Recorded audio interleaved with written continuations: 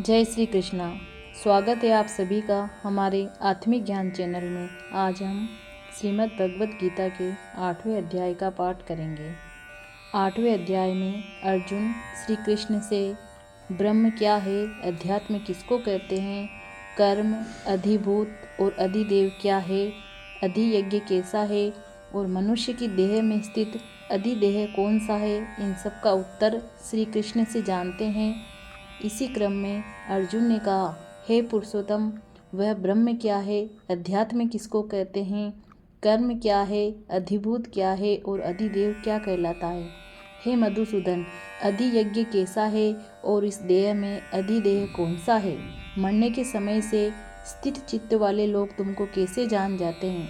श्री कृष्ण भगवान बोले, जो अक्षर अर्थात अविनाशी और परम अर्थात सबसे श्रेष्ठ है वही ब्रह्म है। प्रत्येक वस्तु का स्वभाव अध्यात्म कहलाता है और समस्त चराचर की उत्पत्ति करने वाला जो विसर्ग है वही कर्म है। जो देह आदि नाशवान वस्तु है वही अधिभूत कहलाती है। विश्वरूप जो विराट पुरुष है वही अधिदेह है। और हे पुरुषों में श्रेष्ठ, इस देह में मैं ही अधियज्ञ हूँ। जो अनंत काल में मेरा ध्यान करता हुआ शरीर त्याग करता है वह निसंदेह मेरे शरीर को पाता है। हे कुंती पुत्र, अंत समय मनुष्य जिस वस्तु का स्मरण करता हुआ शरीर त्यागता है वह उसी को पाता है। इस कारण सदैव मुझ में ही मन लगाकर और बुद्धि को लगाकर मेरा ही स्मरण करते हुए संग्राम करो, तुम निसंदेह मुझको आ मिलोगे।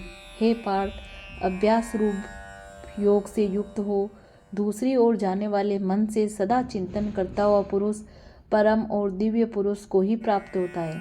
अतएव जो अंत समय में मन को एकाग्र कर भक्ति पूर्वक योगाभ्यास के बल से दोनों भुवों के मध्य भाग में प्राण को चढ़ाकर सर्वत्र अनादि संपूर्ण जगत की नियंता, सूक्ष्म से भी सूक्ष्मतर, सबके पोशाक, अचिंत्य स्वरूप, सूर्य के समान प्रकाशवान, तमोगुण से रहित परम पुरुष का ध्यान करता है वह उसको मिलता है। वेद के जानने वाले जिसको अक्षर कहते हैं, वीतराग होकर सन्यासी जिसमें प्रवेश करते हैं तथा जिसको चाहने वाले ब्रह्मचर्य का आचरण करते हैं, उस परम पद को तुमसे संक्षेप में कहता हूँ।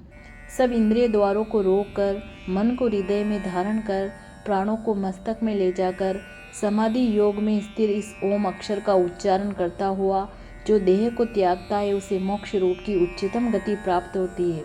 हे पार्थ, मुझ में ही मन लगाकर नित्य प्रति मेरा ही स्मरण करते हैं उन सदैव स्मरण करने वाले योगियों को मैं बहुत सुलभ रीति से प्राप्त हो जाता हूँ।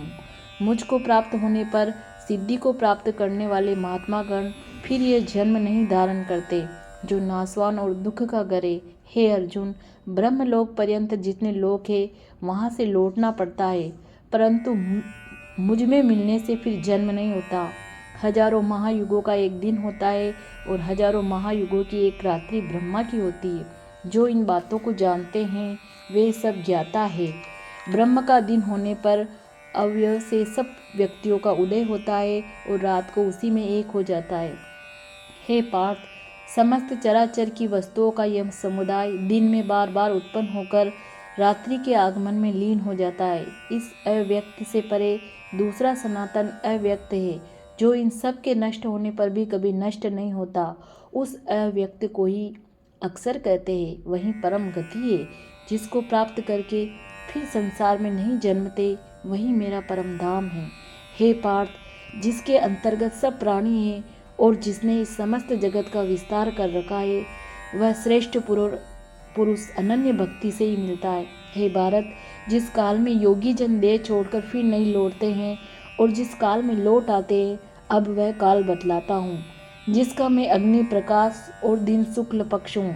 ऐसे उत्तरायण के 6 महीने में मृत्यु को प्राप्त हुए ब्रह्मादि को प्राप्त होते, अर्धरात कृष्ण पक्ष दक्षिणायन के 6 महीने इनके मध्य गमन करने वाले चंद्रमा की ज्योति को पहुँचते हैं और लौट आते हैं।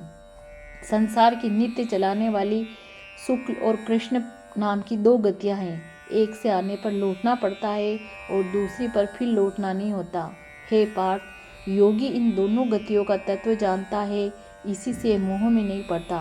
अतएव हे अर्जुन, तुम सदा युक्त हो। वे यज्ञ, तप और दान में जो पुण्य फल बतलाए गए हैं, योग से उन सबको अधिक ऐश्वर्य प्राप्त होता है और सर्वोत्तम आदि स्थान पाता है।